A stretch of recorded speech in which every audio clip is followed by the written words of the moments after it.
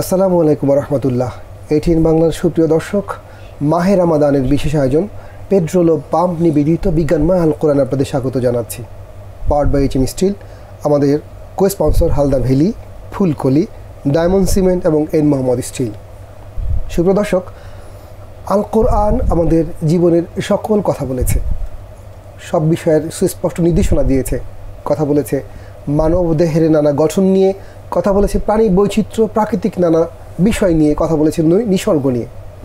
আমরা কথা বলতে চাই আল কোরআনের আলোকে প্রাণীর আবাস বৈচিত্র্য নিয়ে। আমরা চারপাশে যে ধরনের প্রাণী দেখি, কিছু আমাদের সঙ্গে থাকে, কিছু বনে জঙ্গলে থাকে, কিছু গাছের কোটরে থাকে, কিছু থাকে গাছে ঝুলন্ত। এই যে নানা ধরনের আবাস বৈচিত্র্য প্রাণী জগতের, আল কোরআন কীভাবে ব্যাখ্যা করে কীভাবে আল হাদিস জানবার জন্য আমরা আপনাদের সামনে উপস্থিত করেছি জগন্নাথ বিশ্ববিদ্যালয়ের তরুণ প্রাণীবিদ জনাব মোহাম্মদ শাখাওয়াত হোসাইন। আসসালামু আলাইকুম রহমতুল্লাহ। ওয়ালাইকুম আসসালাম রহমতুল্লাহ। সুপ্রিয় দর্শক, আমাদের সাথে আরও রয়েছেন তরুণ ইসলামিক স্কলার, গণমাধ্যমের প্রিয় মুখ মাওলানা ডক্টর মোহাম্মদ রেজাউল হোসাইন। আসসালামু আলাইকুম ওয়া রাহমাতুল্লাহি ওয়া বারাকাতুহু। ওয়ালাইকুম আসসালাম ওয়া রাহমাতুল্লাহ। সুপ্রিয় দর্শক, আল্লাহ রাব্বুল আলামিন আমাদের এই পৃথিবী আমাদের মতো করে আমাদের জন্য সাজিয়েছেন। আমাদের যেভাবে প্রয়োজন, যা যা প্রয়োজন, আমাদের যেভাবে বিন্যস্ত করলে, যে সকল প্রাণী সৃষ্টি করলে, প্রাণী বৈচিত্র্য সৃষ্টি করলে মানুষের জীবনযাপন সহজ হয়, সম্ভব হয়, সাবলীল হয়, আল্লাহ রাব্বুল আলামিন অসংখ্য অগণিত প্রাণী দিয়ে পৃথিবী সাজিয়ে দিয়েছেন। সেই প্রাণীর বসতি স্থাপন করেছেন আল্লাহ রাব্বুল আলামিন। বসতি স্থাপন করবার ক্ষেত্রে প্রাণীকে প্রয়োজনীয় জ্ঞান দিয়েছেন। কি বলছে আল কোরআন, কি বলছে আল হাদিস, শুরুতেই শুনতে যাব আমাদের আজকের আলোচক তরুণ Islamic scholar doctor Mohammad Rezaul Hossain আপনার কাছে। ধন্যবাদ আপনাকে। আলহামদুলিল্লাহ, আসসালাতু ওয়াসসালামু আলা রাসূলিল্লাহ ওয়া বা'দ। আপনি সুন্দর করে এই উপস্থাপনায় বলছিলেন যে আল্লাহ তাআলার যে এই যে অসংখ্য প্রাণী জগতে যে সৃষ্টি, এবং এই সৃষ্টি জগৎ আমরা বলবো এটার যে কত সংখ্যক মাখলুকাত, সেটা আসলে নির্ণয় করা বেশ দুঃসাধ্য। কেউ 18,000 মাখলুকাত বলে বা আরও বেশি, এটা ঠিক হাইপোথিসিস, এটা এক্সাক্ট বলা কি কঠিন। প্রাণীবিদ আরও ভালো এটা জানবেন, আমরা যতটুকু সাধারণভাবে জানি। এই যে হাজার হাজার অগণিত এই যে মাখলুকাত, তারা কিভাবে থাকছে এবং ভেরি ডিফারেন্ট টাইপ অফ তাদের যে রেসিডেন্স, তাদের যে থাকার, আমাদের মানুষের মধ্যেই তো আবাসনের যে ভেরিয়েশন, বৈচিত্র্যতা, এবং এক এক দেশে এক এক রকম। আমাদের মানুষের মধ্যে শীতার্ত অঞ্চলে এক ধরনের আবাসন, আবার যেসব মরুময় অঞ্চলে সেটা আরেক রকম, আবার না শীতার্ত, না গ্রীষ্ম, না শীত, এর মাঝে তাদের মধ্যেও আবার ভেরিয়েশন। এই যে ভেরিয়েশন, বৈচিত্র্যের যে খেলা, এটা আল্লাহ সুবহানাহু ওয়া তাআলার একটা বিরাট বড় আসলে একটা কুদরতের একটা নিদর্শন, যে মানুষের মধ্যে সে জ্ঞান আল্লাহ দিয়ে দিয়েছেন। এবং এবার আসি অন্যান্য প্রাণী জগতের কথা। দেখুন, সাপ, বিভিন্ন ধরনের সাপ থাকে। সাপ বিষয়ে গবেষণা করছেন আমি যতটুকু জানি স্যার। তো তাদেরও থাকার যে বিভিন্ন ভেরিয়েশন, তারা কোথায় থাকে। আবার পাখিদের যে বাসাগুলি, আপনিও বলছিলেন যে এই যে ভেরিয়েশন, এই আলোচনা করতে গেলে আসলে অনেক সময়ের প্রয়োজন। কিন্তু প্রশ্ন হলো যে এই যে প্রাণীদের মধ্যে বাসস্থানের, আবাসের যে বৈচিত্র্যতা বা তাদের থাকার বিষয় কি কোরআন কোনো মানে পরোক্ষ প্রত্যক্ষ কোনো বক্তব্য দেয়? যে হ্যাঁ, আমরা প্রথমেই আল্লাহ রাব্বুল আলামিনের একটি চমৎকার আয়াত উচ্চারণ করতে চাই, সূরা আনআমের 38তম আয়াত। এই আয়াত আল্লাহ তাআলা পরোক্ষভাবে যে প্রাণীদের এবং সকল প্রাণীদের আল্লাহ রাব্বুল আলামিন যে থাকার একটা ইন্তজাম মানুষের মতো করে দিয়েছেন, সেই কথা বলেছেন। আল্লাহ পাক বলছেন, ওয়ামা মিন দাব্বাতিন ফিল আরদ ওয়ালা তায়রিন ইয়াতিরু বিজানাহিহি ইল্লা উমাম আমসালুকুম মা ফাররাতনা ফিল কিতাবি মিন শাই সুম্মা ইলা রাব্বিহিম ইয়াহশুরুন।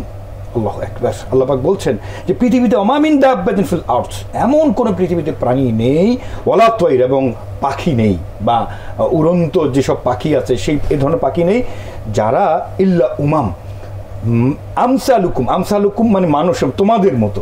মানে আমরা মনুষ্য জাতি, আমরা যেরকমভাবে আমাদের আবাসন থাকতে হয়, আমাদের থাকার ব্যবস্থা থাকতে হয়, আমাদের ঘর প্রয়োজন হয়। মোতারাম বলতে হয়, আমি ভুটানে সফরে গিয়েছিলাম, সেখানে দেখলাম যে তাদের ঘরবাড়িগুলো একই রকম, একই সাজে সজ্জিত, চমৎকার সুদৃশ্য ঘরবাড়ি করেছে। হ্যাঁ, মানে পাহাড়ি অঞ্চল যেহেতু, তাদের স্ট্রাকচারটা একরকম। আবার আমাদের অঞ্চলে, আমাদের যারা এই জনপদের, তাদের আবাসন যে আরেক রকম। তাহলে মানুষের থাকার যে একটা ব্যবস্থা, আল্লাহ পাক সেটা অ্যাড্রেস করছেন, বলছেন যে আমসালুকুম, তোমাদের মতো এই যে উমাম বা তোমাদের মতো যে জনগোষ্ঠী, এই গোষ্ঠীর মতো, এই গোত্রের মতো, এই সম্প্রদায়ের মতো এমন কোনো পাখি নেই, এমন কোনো অমামিন দাব্বাতিন প্রাণী নেই যাদের তোমাদের মতো করি না। অর্থাৎ তাদের মতো চলন বলন, তাদের মতো চলাফেরা, ডিসিপ্লিন, একটা সোসাইটি মেনটেন করা, একটা কমিউনিটি মেনটেন করা, একটা কমিউনিটি মেনটেন করার জন্য একটা জনপদ থাকা, এবং সেই জনপদের জন্য যে একটা বাসযোগ্য একটা ব্যবস্থা থাকা, আল্লাহ পাক সেদিকে বলছেন। অর্থাৎ এই যে বাসযোগ্য আবাসের কথা এখানে আল্লাহ পাক ইঙ্গিত করছেন, এবং কোরআনে এরপরে বলছেন যে এমন কিছু মা ফাররাতনা ফিল কিতাব ফি শাই, আল্লাহু আকবার, যে কোরআনে এমন কিছু নেই যেটা আল্লাহ বর্ণনা করেননি। এরপরে যদি দেখি আমরা কোরআনে অন্য জায়গায় একেবারে সরাসরি বাসগৃহের কথা আল্লাহ বলেছেন, একেবারে সরাসরি বলেছেন একটি প্রাণীর কথা, এবং সরাসরি বলেছেন সে প্রাণীর বাসগৃহে কোথায় বানাতে হবে। আল্লাহু আকবার। আল্লাহ বলছেন নাহলে 68তম আয়াতে, আওহা রাব্বুকা ইলান নাহল ইনিত্তাখিযী মিনাল জিবালি বুয়ুতা ওয়া মিনাশ শাজারি ওয়া মিম্মা ইয়া'রিশুন। আল্লাহ বলছেন যে আল্লাহ পাক ওহী করছেন কাকে? মৌমাছিকে আদেশ করছেন যে তারা জিবাল, পাহাড়ে এবং বৃক্ষে মানে সাজার গাছে তারা এবং উঁচু ঢালে তারা যেন বসতি স্থাপন করে, ঘর বানায়, তারা যেন তাদের আবাস তৈরি করে। এরপর আরেক আয়াত আল্লাহ তাআলা বলছেন, এই আয়াতটি মানে আমি যখন পড়ি আমার কাছে এত চমৎকার লাগে যে হযরত সুলাইমান আলাইহিস সালামের সেই গল্পটি। সুলাইমান আলাইহিস সালাম প্রাণীদের ভাষা বুঝতেন, আল্লাহ তাআলা সেই ক্ষমতা তাকে দিয়েছিলেন। সেই প্রসঙ্গেই আল্লাহ তাআলা বলছেন যে অহুশিরা লি সুলাইমানা জুনুদুহু মিনাল জিন্নি ওয়াল ইনসি ইলা আখিল আয়া। এই আয়াতে আল্লাহ তাআলা বলছেন যে যখন সুলাইমান আলাইহিস সালাম যখন সেনা বাহিনী নিয়ে রওনা হচ্ছিল, ওই পিঁপড়াগুলি তারা কিন্তু বুঝতে পেরেছিল যে তারা এসে পদপিষ্ট হয়ে তারা সবাই মারা যাবে। তখন ওই পিঁপড়ার যে দলনেতা ছিল, দলনেত্রী অবশ্য এখানে বলতে হবে যেহেতু এখানে মুয়ান্নাস ব্যবহৃত হয়েছে, তো তিনি বলেছিল যে আমরা ঘরে চলে যাই, আমরা আমাদের মাসাকিন, আমরা আমাদের সাকান গ্রামে চলে যাই, আমাদের ঘরের ভিতরে ঢুকে যাই, না হয় আমরা সুলাইমান সালামের সেনাবাহিনীর পদপিষ্ট হয়ে মারা যাব।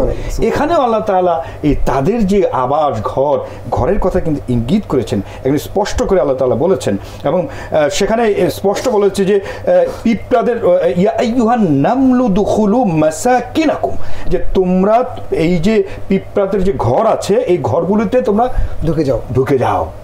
এরপর পিঁপড়াতে কি আছে? আলাদা ঘর আছে। এখানে তাহলে স্পষ্ট এই আয়াতের বর্ণনা আমরা পাচ্ছি যে বিভিন্ন প্রাণীদের যে ঘর, আবাস এবং কোথায় করতে হবে সেই নির্দেশনা আল্লাহ তাআলা। সুবহানাল্লাহ। অনেক ধন্যবাদ ডক্টর রেজাউল হোসেন। আমরা চমৎকার শুনলাম পাখির ঘরের কথা, আমরা শুনলাম মৌমাছির ঘরের কথা, এবং সর্বশেষ শুনলাম পিঁপড়ার ঘরের কথা। প্রাণীবিদের কাছে শুনবো আরও বিস্তৃত। তার আগে নিতে চাই ছোট্ট একটা বিরতি। আমাদের সঙ্গেই থাকুন, ফিরছি শিগগির ইনশাআল্লাহ। সুপ্রিয় দর্শক, বিরতির পর ফিরে এলাম পেট্রোল পাম্প নিবেদিত বিজ্ঞান মাল কোরআনে, পাওয়ার্ড বাই এইচএম স্টিল। আমাদের co sponsor Halda valley, Fulkoli, diamond cement এবং এন মোহাম্মদ গ্রুপ। আমরা কথা বলছিলাম প্রাণীদের আবাসন বৈচিত্র্য নিয়ে। এখন যাব প্রাণীবিদ, তরুণ প্রাণীবিদ জনাব সাখাওয়াত হোসেন আপনার কাছে। আল কোরআন নানাভাবে বলল, আমরা আসলে বিস্মিত হই, বিমুগ্ধ হই। আপনার কাছে শুনে আরও বেশি মুগ্ধ হতে চাই। অনেক ধন্যবাদ আপনাকে। যেটা ডক্টর রেজা যেটা বলছিলেন যে হাজার হাজার প্রাণী আছে, আসলে শুধু হাজার হাজার না, লক্ষ লক্ষ প্রাণী আছে। একদম মহাসাগরের গভীরতম জায়গা থেকে শুরু করে আমরা একদম পর্বতের চূড়া পর্যন্ত দেখি যে প্রাণীর আবাসস্থল আছে, এবং এত বৈচিত্র্য সেই আবাসস্থলগুলো। একদম ছোট্ট যে প্রাণীটুকু আছে তারও একটা স্পেসিফিক জায়গা আছে থাকার, আবার যে প্রাণীটা সবচেয়ে বড় নীলতিমি তারও থাকার একটা সুন্দর স্পেসিফিক জায়গা আছে। আমরা যখন একটা মাছের কথা ভাবি তখন ভাবি কি যে মাছ শুধু পানিতে থাকে, আসলে কিন্তু সেরকম না। শুধু রেসিডেন্স না, তারা কোন স্তরে থাকবে সেটাও স্পেসিফিক করে দেওয়া আছে। যেমন মনে করেন যদি কাতলা মাছের কথা আমরা চিন্তা করি, কাতলা মাছ, রুই মাছ, মৃগেল মাছ, খুব কমন তিনটা মাছ। মৃগেল মাছ বা কার্প জাতীয় মাছ সে থাকে এবং খাবার খায় একদম নিচের স্তরে, এই জন্য তার মুখটা দেখবেন একটু নিচের দিকে বাঁকানো থাকে। আবার রুই মাছ সে দেখবেন যে একদম মাঝের স্তরের খাবার খায়, এই জন্য তার মুখটা একদম ফ্ল্যাট, মানে মাঝামাঝি রকমের। আর কাতল মাছের মুখটা দেখবেন একটু উপরের দিকে বাঁকানো থাকে, কারণ সে হচ্ছে উপরের স্তরের খাবার খায়, উপরের স্তরেই সে থাকে। এই জন্য এটাকে আমরা বলি নিশ, অর্থাৎ বিভিন্ন হ্যাবিটেটে তার বাসস্থানগুলো একদম স্পেসিফিক করে ভাগ করে দেওয়া আছে। তার খাবার যেরকম ভাগ করে দেওয়া আছে, তার বাসস্থানটুকুও ভাগ করে দেওয়া আছে। আমাদের দেশে মাছেরা যে ইলিশ, সেটা তো মনে হয় গভীরে থাকে। মাছের বিভিন্ন রকম, রাইট, সে নিচের খাবারও খায়। এই জন্য তার গঠন দেখে আপনি বুঝতে পারবেন সে আসলে কোন স্তরের খাবার খায়। সে সাধারণত উপরেও ঝাঁকে ঝাঁকে থাকে, কিন্তু সে একদম গভীরে তলদেশে যেতে পারে না। গভীরের তলদেশে যে অ্যাঞ্জেল জাতীয় যে সকল ফিশ আছে সেগুলোর আবার বায়োলুমিনেসেন্স থাকে, অর্থাৎ একদম সমুদ্রের গভীরে যদি আমরা চলে যাই সেখানে কিন্তু সূর্যের আলোও যেতে পারে না, একেবারে অন্ধকার, ঘুটঘুটে অন্ধকার। সেইখানে প্রাণীরা তাহলে চলাফেরা করবে কীভাবে, থাকবে কীভাবে? সেই জায়গায় তার বায়োলুমিনেসেন্ট থাকে, অর্থাৎ তার শরীরে একটা কেমিক্যালস রিয়েকশন দিয়ে তার শরীরকে সে প্রজ্বলিত করতে পারে চলাফেরা করার জন্য, খাবার শিকার করার জন্য, যেই জায়গাতে কখনোই কোনো মানুষ পৌঁছাতে পারে না। আবার ধরুন যদি আপনি পুরো হ্যাবিটেটটুকুকে ভাগ করেন, আমরা পুরো পৃথিবীটাকে যদি ভাগ করি, মাছ ছাড়া অন্য সব প্রাণীদের দিকে তাকাই, তাহলে দেখেন যে একদম মরুভূমির প্রচণ্ড উত্তপ্ত যেই জায়গাগুলো আছে, প্রায় মোর দেন 50 ডিগ্রি সেলসিয়াস টেম্পারেচার যেগুলো আছে, সাহারা মরুভূমি, গোবি মরুভূমি, এই জায়গাগুলোতে দেখবেন যে ওইখানেও প্রাণী আছে। ওইখানে রেপটাইলস আছে, ক্যাকটাস জাতীয় গাছ আছে, ওইখানে ইনসেক্ট আছে। ইনসেক্টগুলোকে হচ্ছে আপনার রেপটাইলসগুলো খাচ্ছে, গেকু খাচ্ছে, আবার সেই গেকুকে খাওয়ার জন্য বাজ পাখি চলে আসতেছে। সো এইরকম সব জায়গাতেই আসলে তার স্পেসিফিক খাবার আছে এবং তার থাকার ব্যবস্থাটুকু আছে। এবং আপনি একদম পোলার রিজিয়নে চলে যান, সেই জায়গাতে তাহলে সে কীভাবে থাকবে? সেই জায়গায় থাকার জন্য পোলার রিজিয়নের প্রাণীগুলোর দিকে তাকান, আপনি দেখবেন যে সেই জায়গার প্রাণীগুলো, যদি সেটা একটা পেঁচা হয় বা একটা ফক্স হয়, শিয়াল হয়, অথবা পোলার বিয়ার হয়, তার গায়ের রং দেখবেন একদম সাদা। কারণ কি? সে বরফ আচ্ছাদিত জায়গায় তাকে থাকতে হবে, অন্যদের কাছ থেকে তাকে লুকিয়ে থাকতে হবে।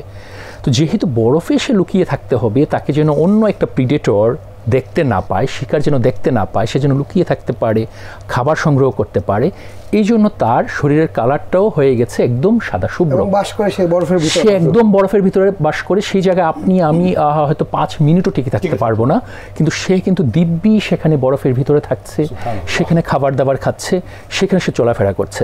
আবার সেই জায়গায় শিল জাতীয় যে মাছ আছে, মাছগুলো তার দেখবেন শরীরে থাকে ব্লাবার, মানে শরীরের চামড়াটুকুর পুরুত্ব অনেক বেশি থাকে। তার মানে ওই বাসস্থানটুকু হার্শ হ্যাবিটেট যেটাকে আমরা বলি, এক্সট্রিম টেম্পারেচারে থাকার জন্য তার শরীরটুকু সেইভাবে মডিফাইড হয়েছে। আবার আমরা দেখি যে একেবারে আকাশে চড়ে বেড়াচ্ছে পাখি, এবং তার বাসস্থানগুলো হচ্ছে বিভিন্ন রকম। একটা বাবুই পাখির কথা যদি চিন্তা করেন, সে যখন তার জন্য একটা স্পেসিফিক কিছু গাছ আছে, আপনি দেখবেন সে তাল গাছে বাসা বানায়, সে নারিকেল গাছে বাসা বানায়, আবার একটা টুনটুনিকে দেখবেন একটা ডুমুর গাছে বাসা বানায়। রেইনট্রিতে করে না, না, রেইনট্রিতে সে করবে না। এবং ডুমুর গাছে বাসা বানানোর সময় সে একেবারে সুই সুতা দিয়ে যেভাবে বাসা বানায়, সে সেভাবে বাসা বানাতে পারে। আবার বাবুই পাখি সে এত সুন্দর করে, তার বাবুই পাখি বাসা দেখে আসলে অনেক কবিরাও মুগ্ধ হতো যে একটা পাখি সে এত সুন্দর করে কিভাবে একটা বাসা বানালো। এবং সে বাসাগুলোতে স্পেসিফিকলি তার বাসস্থানের মধ্যে অনেক আপনার পাজল থাকে। অর্থাৎ ধরেন সেই বাসার ভিতরে একটা সাপ উঠে গেল খাওয়ার জন্য, দেখা গেল সাপ যেই জায়গায় খুঁজছে সেই জায়গায় আসলে তার ডিম নেই, ভিতরে আলাদা করে একটা চেম্বার আছে, লুকানো চেম্বার, সেই চেম্বারে সে তার বাচ্চাকে ডিম রেখে দিয়েছে। রেসিডেন্সের একটা পার্ট। অর্থাৎ আপনি কি করেন, মাঝে মাঝে আপনার ঘরে অনেক ধরেন মূল্যবান কোনো জিনিস আপনি একটা সিন্ধুকে রেখে দেন, অথবা এমন একটা জায়গায় রেখে দিলেন, সিকিউর জায়গায়, যেন অন্য কেউ খুঁজে না পায়, ডাকাত দল বা কেউ যদি এসে খুঁজে না পায়। ঠিক সেমভাবে প্রাণীগুলাও অন্যদেরকে আপনার একটু পাজল করার জন্য সে তার বিভিন্ন রকম চেম্বার করে রাখে। এবং এরকম অনেক প্রাণী আছে যারা তার খাবারগুলোকে তার চেম্বারের ভিতরে নিয়ে যায়, নিয়ে গিয়ে আপনার বিভিন্ন চেম্বারে তার খাবার জমা করে রাখে, পুরো শীতকালের জন্য সে যেন খাবার খেতে পারে। অনেক ধন্যবাদ সাখাওয়াত হোসেন, চমৎকার আলোচনা শুনছিলাম। সুপ্রদর্শক, আসলেই মহাবিশ্বের বিশাল বিস্ময়, প্রাণীর আবাসন বৈচিত্র্য, কিভাবে সে তার এই বসতি গড়ে তুললো, কে দিল তার জ্ঞান।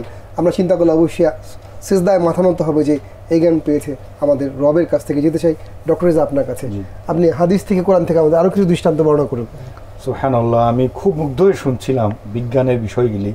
আসলেই আমরা তো দেখছি কিন্তু এভাবে করে রিয়েলাইজ করতে পারি না, এভাবে করে জানতে পারি না। কোরআনেও দেখুন এই যে মাকড়সার কথাই আসে সূরা আনকাবুত, এখানে কিন্তু 41 আয়াত আল্লাহ তাআলা কি বলছেন, উদাহরণ দিচ্ছেন যে মাসালুল্লাযিনা ইত্তাখাযু মিন দুনিল্লাহি আউলিয়া কামাসালিল আনকাবুত ইত্তাখাযাত বাইতান। আল্লাহু আকবার। আল্লাহ পাক বলছেন যারা আল্লাহর পরিবর্তে অন্য কাউকে উপাস্য হিসেবে মানে সাহায্যকারী হিসেবে গ্রহণ করে, তাদের মেসাল হচ্ছে ওই মাকড়সার মতো। এবং সে কি করে, সে ইত্তাখাযাত বাইতান, সে একটা ঘর বানায়।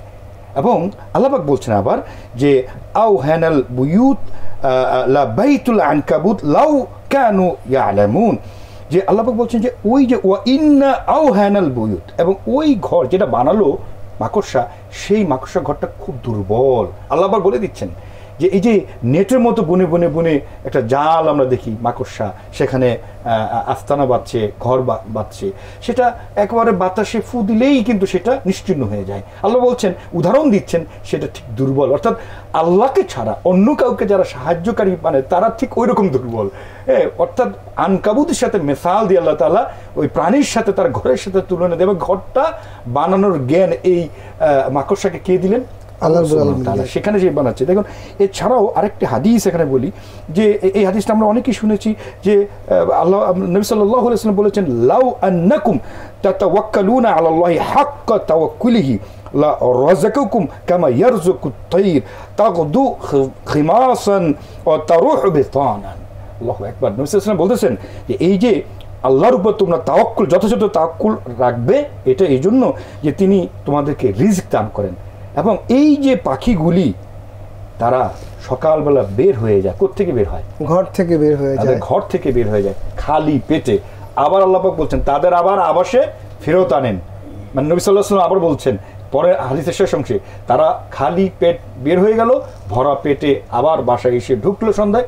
কে করলেন? এই যে থাকার জায়গা, এই যে খাওয়ার ব্যবস্থা, এই সব কিছু কে করলেন?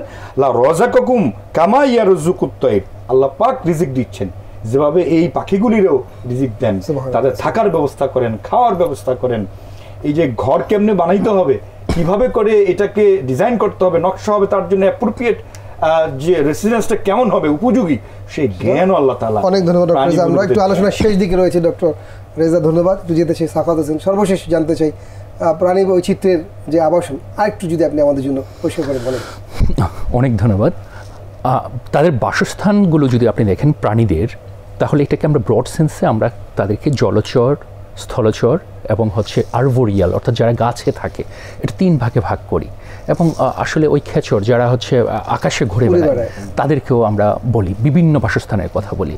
এবং তাদের বাসস্থানগুলোর আমি যেটা প্রথমে বলেছিলাম যে বিভিন্ন স্তর আছে, আবার হচ্ছে তাদের স্তরগুলোর মধ্যে আপনি যদি ওই ডক্টর রেজা যেটা বলছিলেন যে বিভিন্ন ক্ষুদ্র প্রাণীগুলো, যেমন মনে করেন যে আমরা বলেছি যে একটা উইপোকার ডিভির কথা যদি চিন্তা করেন, এটা আসলে দেখা যায় যে অনেক কয়েক ফুট গভীর পর্যন্ত তারা চলে যায় মাটির নিচে এবং বেসমেন্ট তৈরি করে ফেলে। এবং প্রত্যেক স্তরে কোথায় তার সৈন্যবাহিনী থাকবে, যে কারা খাবার সংগ্রহ করবে, কর্মী বাহিনী থাকবে, এবং খাবারটুকু কোথায় রাখবে, অনেকটা ক্যান্টনমেন্টের মতো করে তারা এটাকে সাজায়। পিঁপড়া একটা ক্যান্টনমেন্টের মতো করে সাজায়। আবার যদি আপনি মৌমাছির কথা চিন্তা করেন, তার চাকের দিকে তাকান, দেখবেন যে প্রত্যেকটা সুনির্দিষ্ট করা আছে, রানী মৌমাছি কী খাবে, কর্মী মৌমাছি কী খাবে, কে কোথায় ঘুমাবে, কে পাহারা দিবে, একদম সুসজ্জিত একটা ক্যান্টনমেন্ট একেবারে।